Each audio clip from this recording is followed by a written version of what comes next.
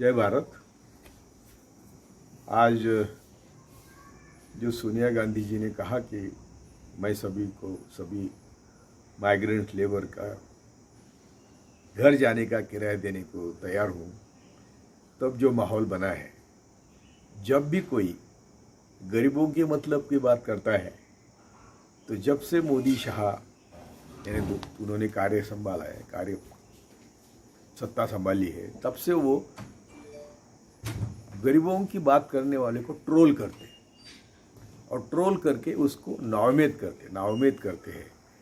और सोनिया जी के लिए तो सिर्फ इटली, बस कुछ नहीं। आप सब जानते हैं कि WHO ने 30 जनवरी को सबको इतला किया है कि ये बहुत बड़ा आने वाला संकट है। 30 जनवरी से 22 मार्च तक मोदी ने क्या किया? मैं तो कहता हूं कि जानबूझकर मोदी ने कोरोना फैलने दिया, क्योंकि उसको उसका गांभीर्य मालूम था। क्यों फैलने देते लोग? तो पहले उन्होंने जब भी मौका मिला नोटबंदी करी, तो बहुजनों की आर्थिक कमर तोड़ करी। ये उनका एजेंडा है, संघ का एजेंडा है, आर्यभट्टों का एजेंडा है, करी। उसके बाद क्या किया? GST लाया। जो भी कबूल किया था इलेक्शन के पहले, उसकी बात ही नहीं हुई। पुलवामा किया, पठानकोट किया, यानी क्या? तो जो हमारे बहुजनों के प्रश्न है उसको साइडलाइन कर दिया और हमेशा उनको मारने का काम किया। सोनिया जी जब बोलती है कि मैं माइग्रेंट के लिए किराया देती हूँ, तब तक किसी भी गवर्नमेंट रिकॉर्ड में मैं चैलेंज देता हूँ कि किसी भी गवर्नमेंट रिकॉर्ड में माइग्रेंट को बाहर ले जाने की कोई बात हुई नहीं, कंसेशन देने की बात हुई नहीं, किराया कम करने की या किराया न देने की बात हुई नहीं। आप लोगों को शर्म आनी चाहिए कि जब से आपने लॉकडाउन किया, हजारों रास्ते पर लोग चल रहे हैं। वो क्या बुद्धू है क्या? यदि आप कंसेशन डिक्लेयर करते कि मैं ट्रेन से हमारी सरकार सबको घर पहुंचाएंगी, तो लोग क्या खुशी से पैदल चल रहे हैं क्या? कितना झूठ बोलते ये लोग। ये जमात इतनी झूठी है ना। इसीलिए मेरा आर्यभट्टों से कोई दुश्मनी नहीं है, लेकिन जब हजारों साल का मैं इतिहास देखता हूँ तो ये आज वही इतिहास दोहरा रहे हैं। झूठ बोलना, 100% झूठ बोलना। सोनिया जी के पहले उनके कर्नाटक के एक नेता ने वो माइग्रेंट को घर भेजने के लिए 1 करोड़ का चेक दिया था। तो क्यों दिया था? जब तुम फुकट ले जा रहे हैं तो उसको क्या 1 करोड़ देने की जरूरत थी क्या? तो आप लोग को शर्म आ गई कि सोनिया ने बोलने के बाद आपको लगा कि हम बहुत एक्सपोज हो गए। लेकिन आपके ही नेता जब लॉकडाउन होता है तो क्या बोले कि चलो घर में बैठो, रामायण महाभारत देखेंगे। शर्म भी नहीं आती जब लाखों लोग रास्ते पर थे।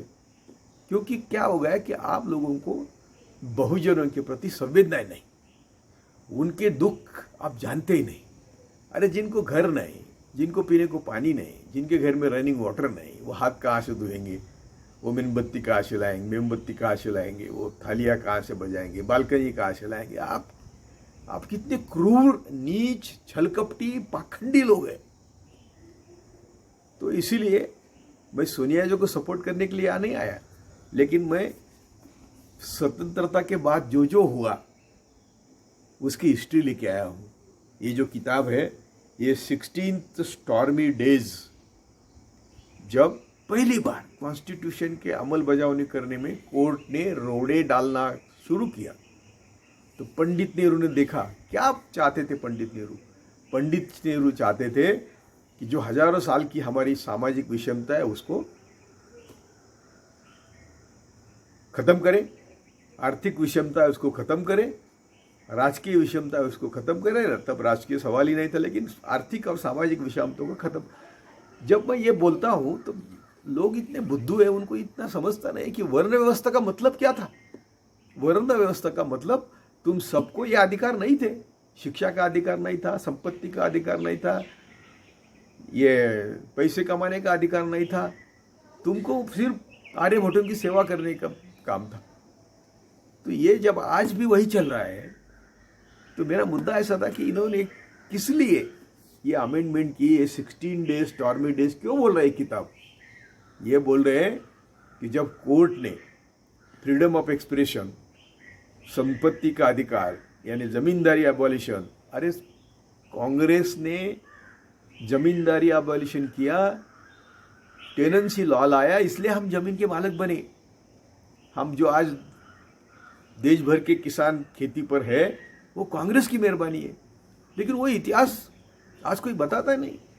मीडिया 100% झूठ बोलता है। मोदी शाह 100% रात को दिन भर झूठ बोलते हैं।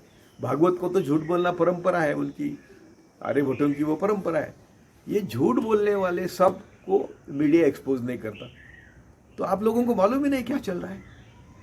तो दूसरा एक उदाहरण देता हूं मैं। नेहरू ने पराकाष्ठा की, संविधान में बदलाव करने के लिए पहला बदलाव जो किए, वो 4 बदलाव है, वो क्यों किए? तो सबको बराबरी का दर्जा मिले, सबको आर्थिक न्याय मिले, सबको राजकीय न्याय मिले, और फ्रीडम ऑफ स्पीच पे थोड़े रिस्ट्रिक्शन डाले, क्योंकि जो कॉन्स्टिट्यूशन आने के बाद जो शुरू हुआ था उसको उनको रोकना था। ठीक है, अभी अभी का मैं उदाहरण देता हूँ। 29 जुलाई 1982 में इंदिरा गांधी अमेरिका गए थे। रेगन के साथ उनका भाषण था। इंदिरा गांधी ने वहाँ क्या कहा कि हम ये बड़े बड़े देशों के कंपटीशन में नहीं है, हम सबसे दोस्ती चाहते हैं, क्योंकि मेरे देश के प्रॉब्लम है। मेरे देश में गैर बराबरी का एक समाज है जो हजारों साल से गैर बराबरी के उसको मुझे बराबरी लाना है। कहाँ बोली? अमेरिका में। तो ये तो वहाँ तो कोई इलेक्शन नहीं था, लेकिन ये नेहरू गांधी फैमिली की खासियत है। सोनिया ने जो कानून लाए 5, वो आपने एक भी कानून लाया क्या? नया कानून लाया गरीबों के लिए? उन्होंने अन्न सुरक्षा लाया, उन्होंने अच्छा लैंड एक्विजिशन एक्ट लाया ताकि किसानों की लूट न हो, उन्होंने मनरेगा लाया ताकि सबको काम मिले और 2 समय की रोटी मिले, उन्होंने RTI लाया क्योंकि सबको इन्फॉर्मेशन मिलनी चाहिए कि सरकार क्या कर रही है, और उन्होंने RTE लाया, एजुकेशन में हक दिया। क्या करना चाहिए था उन्होंने? उनका इम्प्लीमेंटेशन होता नहीं, क्योंकि मैं तो कहता हूं कि जो भी सरकार सत्ता में आती है उसकी दौर सिर्फ संगोटे के हाथ में होती है, आर्यभट्टों के हाथ में होती है। कोई भी हो, वो खुद ने, सोनिया खुद बोलती है कि मुझे मॉब लिंचिंग के खिलाफ कानून लाना था, मैंने लाया, मेरी कांग्रेस के लोगों ने वो पार्लियामेंट में नहीं रखा। मुझे मोदी शाह के जो था एविडेंस उसके तहत वो कैसे चलानी थी, हमारे कांग्रेस के लोगों ने माना नहीं। तो जो आज यहाँ देश में हो रहा है,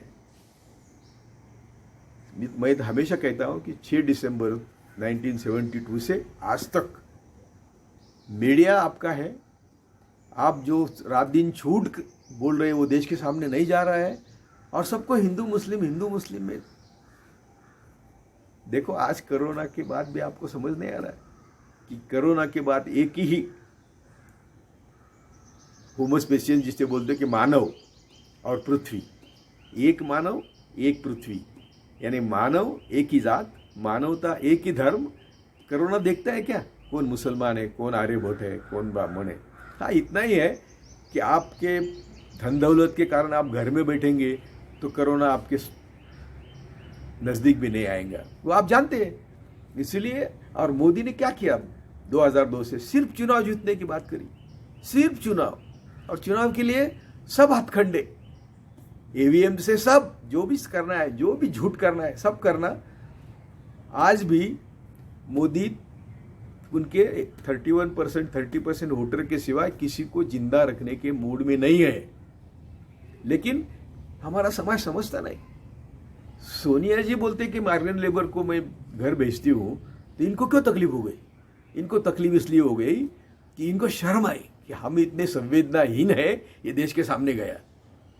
जिनके बलबूते पर मैं हमेशा कई बार बोला हूँ कि संपत्ति की निर्मित तो सिर्फ रोजगार वाले करते हैं, आपको सब सुखी रहने के जो हथकंडे हैं वो तो वो करते हैं। यानी जो देश का आर्थिक इसकी रीढ़ की हड्डी है, जो जो जो जिनके बिना देश चल ही नहीं सकता, उनको आपने सड़ा सड़ा के मारा, रास्ते पर भेजा। उनको अभी कई पिक्चर्स आए हैं और हमारे लोग बोलते हैं कि तुम रामायण महाभारत देखो। देखो रामायण महाभारत दिखाने की भी यही साजिश है कि लोग आप सब तरह से तंग आए, तो उनको रामायण महाभारत में डुबाना और फिर तुमने उनको लूटना। मैं सोनिया गांधी जी का अभिनंदन करता हूँ। उन्होंने जो किया वो सही किया और जो दिल से किया, क्योंकि उनकी सब फैमिली का ये खासियत है। यदि उनको गरीबों के प्रति संवेदना नहीं होती तो ये मैंने बोला ये कानून वो नहीं लाते। ऐसी कई बातें हैं। यदि आप इमरजेंसी में भी उनके 20 सूत्री कार्यक्रम देखेंगे तो भूमिहीनों को जमीन न देने वाले कलेक्टर का तबादला करना चाहिए, उसको प्रोसिक्यूट करना चाहिए, ऐसे कानून थे। तो भी आनी बानी के खिलाफ आप बोलते हैं अरे आज की जो आपकी आनी बानी है, आज की जो आपकी इमरजेंसी है, आज का जो आपका आपत्ति काल है, ऐसा हिटलर का भी नहीं था, इतना बुरा काल है। हम बोल रहे हैं इसलिए बोल रहे हैं कि हम तो मरने को डरते नहीं, जेल को डरते नहीं, पुलिस को डरते नहीं, इसलिए हम बोल रहे हैं। हमें मालूम है हमारा फेट क्या है, क्योंकि मोदी शाह ने कई लोगों को जेल में अंदर लेके उनको मार डाला, उसकी इतिहास है। राणा आयुब किताब पढ़ो, गुजरात फाइल्स। मैं बार बार कहता हूँ कि जस्टिस सावंत का रिपोर्ट पढ़ो, आपको मालूम होगा कि इनके जैसे नीच, क्रूर, पाखंडी, खूनी दुनिया में देश नहीं, लोग नहीं है। जय भारत।